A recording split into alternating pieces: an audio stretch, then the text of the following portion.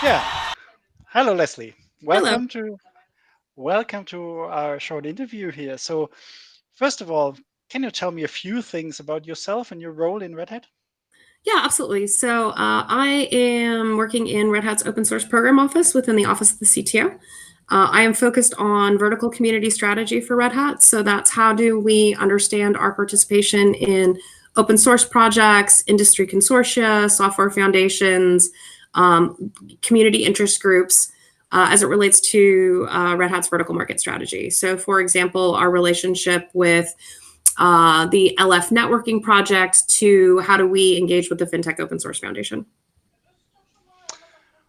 Very cool. And what is Red Hat's expectation on going into this direction? So, what do we get out of it? What do you think is Red Hat's um, idea behind it? Yeah, absolutely. So the reason for having resources dedicated to community strategy as it pertains to market verticals is so it's manifold, right? Okay, obviously, Red Hat is an open source company. We are going to participate in open source projects as it makes sense for us for any area of our business. Um, but if you think about our ability to effectively serve our customers and to create innovative products, that only comes from being able to be engaged in deep dialogue with people about what their actual business needs are and then how those business needs can be met with a technological solution.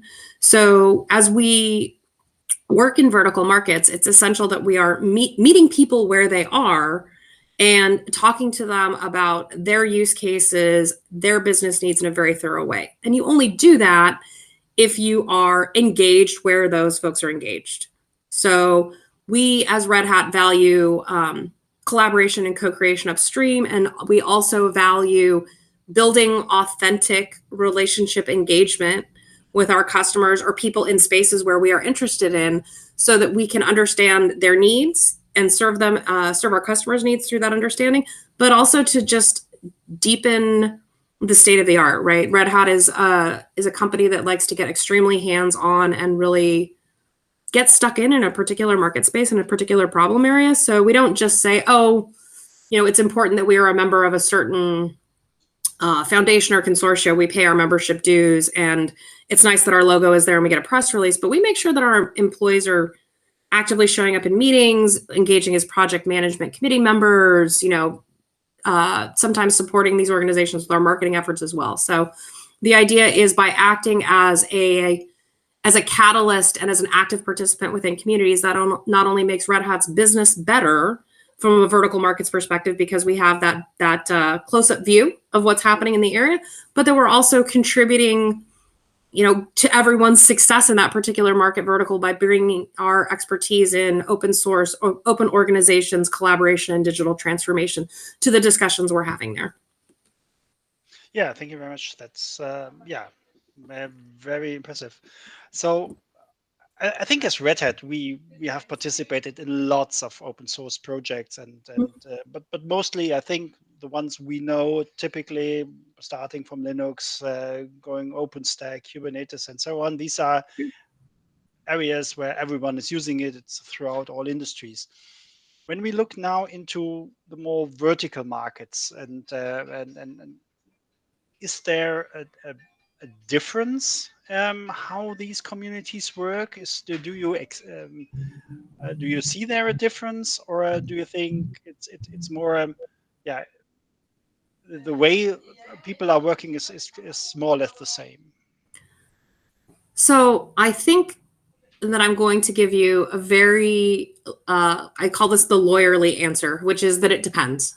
So to some extent, human beings are human beings, and people work together in sort of well understood ways, no matter where they are and what they're doing. What I find is different about the collaboration that takes place in community spaces that are associated with vertical markets is really driven by what are the constraints and opportunities of that particular vertical. So if we look at something that is, for example, a highly regulated industry such as financial services or medical devices, there is a very different way that people work together because the rules of engagement and the problem space are highly constrained by regulation, which I'm like highly supportive of. I'm just saying that is the reality.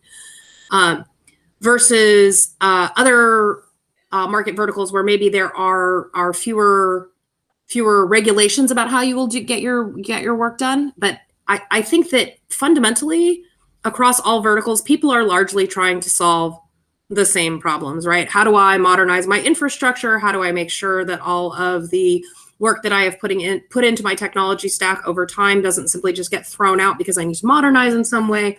How do I make sure that I am meeting my customers' needs better and more quickly? How do I leverage technology to do that? How do I leverage open source to make sure that I am not only meeting my customers' needs as quickly as possible through technology, but in a way that's cost effective and allows me to customize solutions for my needs, right? I do see the differences in how people are working together across market verticals, I think, are so much more about the individuals themselves and how they operate in that vertical. So, if you talk to someone who's in the financial services industry, like modernization of core infrastructure is extremely important to them.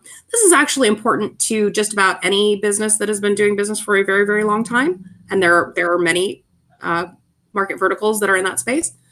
But you also look at there's a specific language. There's a set of common understandings, right? It is important to understand the flavor of the expectations of the folks that you're engaging with, even if you can suggest to them that for many technical problems, to some extent, there's a one-size-fits-all solution that can then be highly customized to your own specific set of needs. It's more about being able to engage with people authentically where they are, that I think is like what creates a good vertical market strategy and like community engagement within a vertical. Yeah, thank you. So when you say, well, there is a special language among these contributors in a vertical area, and I witnessed it also in some parts, that if only people from that vertical you work together, they might oversee that some of the work is relevant also to others in other verticals. So and then they are not confined in their solution. Is that something that happens? Is that something we can avoid or we can steer a little bit? So that does happen. It happens all the time, right? Folks come to a particular problem space, they want to solve it based on their own perspective, and they can be tempted to go off into a corner and architect a solution, which ends up being a solution that would be widely useful for everyone, but they think it needs to be their own very special flavor of ice cream, right? And so therefore no one else is eating ice cream because only chocolate ice cream exists, right? And I think that's just a normal part of human behavior. I think one of the ways that I'm seeing that evolve and change over time is now that there is so much convergence in all of our different streams of technology and how we're using technology and all of the use cases for the different ways in which we're using technology. There are more groups that are looking to, for lack of a better term, abstract away and just get to the fundamental, how is this technology working? What problems is it solving? And then the final fine-tuning work on a per use case basis is done later, and kind of the core foundation is open source software. So if you look at one of the groups that Red Hat is an active and contributing member to, the Open Manufacturing Platform, right? So we have a bunch of our solutions architects and other engineers engaged within that community. And again, the Open Manufacturing Platform targets manufacturing. And how do we do manufacturing effectively? And how do we make that a broadly applicable and useful process to folks who are doing manufacturing? But if you think of like manufacturing is not a vertical, but almost every vertical touches manufacturing. I mean, we need to manufacture automobiles. We need to manufacture container ships. We need to manufacture the factory robots that actually manufacture the automobiles, right? So I'm seeing more of a sense that we can abstract away to the use case and do something useful on a use case level and how we are getting the work done, instead of thinking about how we're doing our work from the perspective of a vertical or some kind of identifier that is less abstract, that's very specific. And I think that that's quite encouraging, although to me, it's also indicative of just sort of a broader trend overall in as our use of technology has become ever more sophisticated, it's also tending more towards the pressure of commoditization, right? So we're tending away from specialization, more into how do we make commodified horizontal solutions that are mostly effective, and then folks are able to do something special and unique atop of open source components. Yes, thank you. So when we work in these communities, I think a lot of other groups are also involved, like foundations. So we have the Linux Foundation, Eclipse Foundation. So what is their role, and how do we interact with these? Yeah, absolutely. So there's a couple. There's two different parts of that question, right? What is the role of software foundations, and how does Red Hat engage? So I'll take the second part first. So Red Hat is a member of an active contributing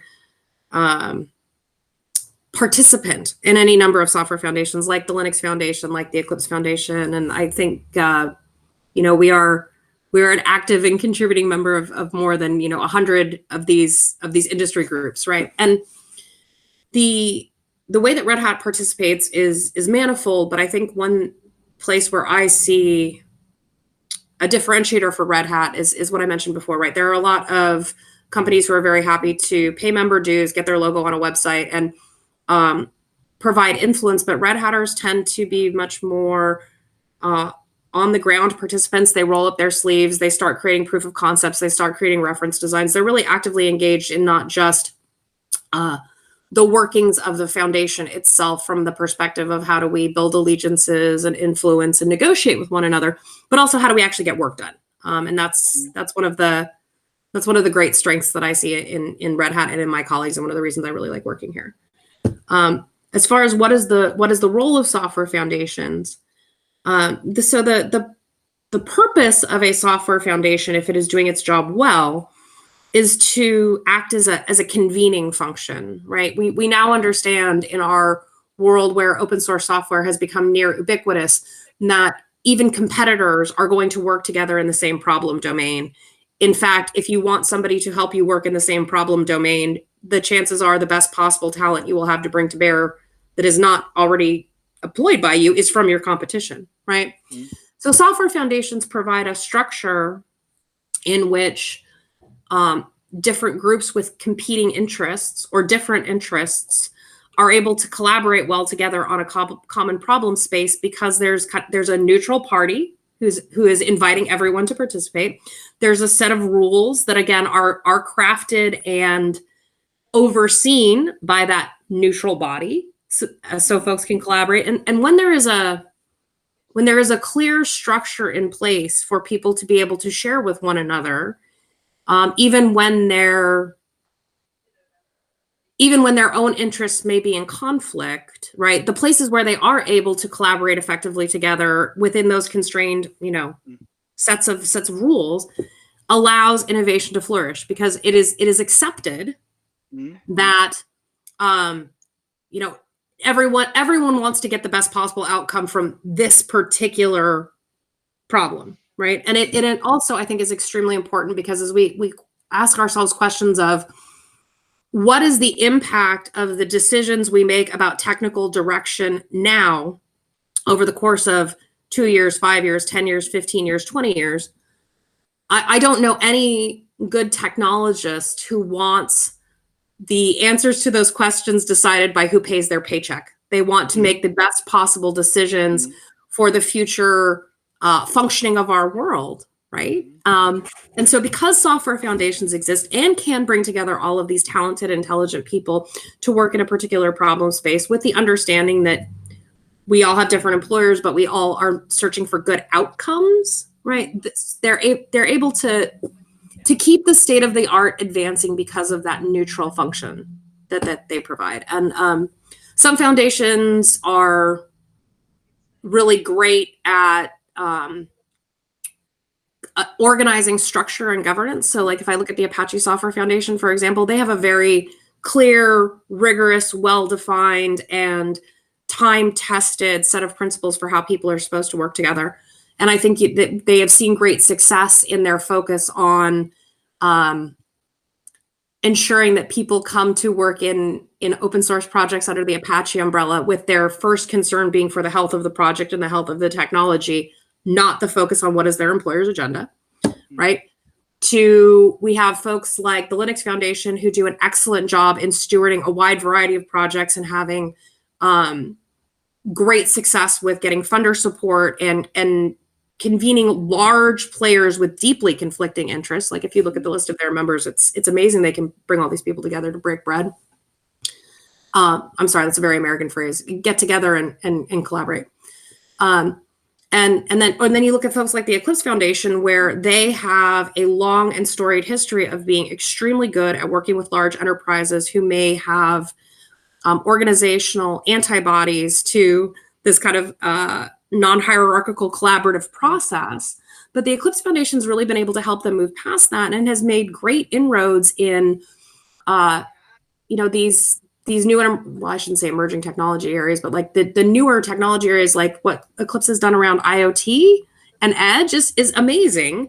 And they've been able to do that because they have this long well understood process of folks who are having difficulty in collaborating trust us already, so that we just kind of take that off the table. So to me, software foundations are a structure that people are able to use to place trust in when there is a reason that they would not necessarily have trust to begin with. So I don't necessarily want to like have a deep technical conversation with someone at one of Red Hat's competitors, but at the same time, when we remove that as our frame of reference, like I work at Red Hat, you work at my competitor, and instead our frame of reference is we are collaborators working on this software foundation backed project, it allows people to bring their whole self and their whole intellect to the problem space. Oh, yeah. Thank you very much for that insight. Very valuable.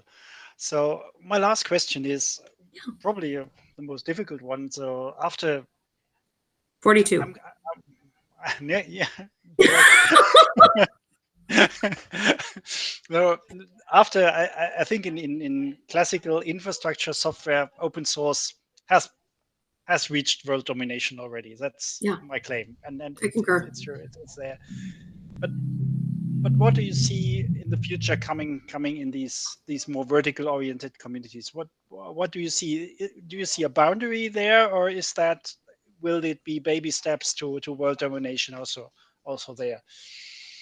So I think it's going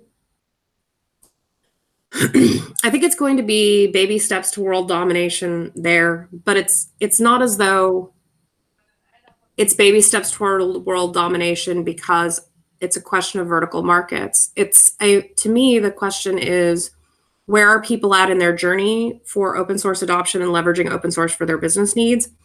And while we say software is eating the world and open source software is eating software, and you and I can look at each other and understand, like, open source is one, it's ubiquitous, it's everywhere. Like we don't think of open source as new, shiny, and fancy. We've been doing this for a long time.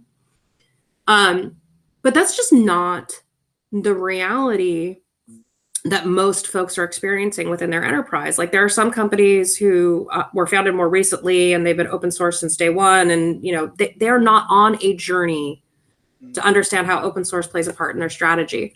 And I think what we'll see is what we have seen historical examples of constantly.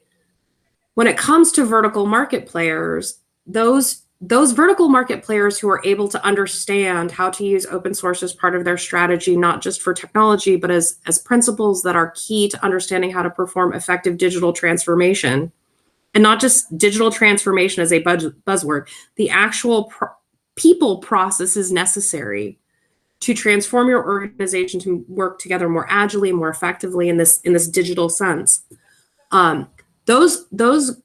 Any entity within any market vertical who is able to leverage that power of open source quickly and effectively, they're going to be head and shoulders the most successful players in their market vertical. Because again, the way that open source software is produced is a catalyst and change agent for how organizations get their work done, empowering their employees, and getting people to be able to be more creative and collaborative together.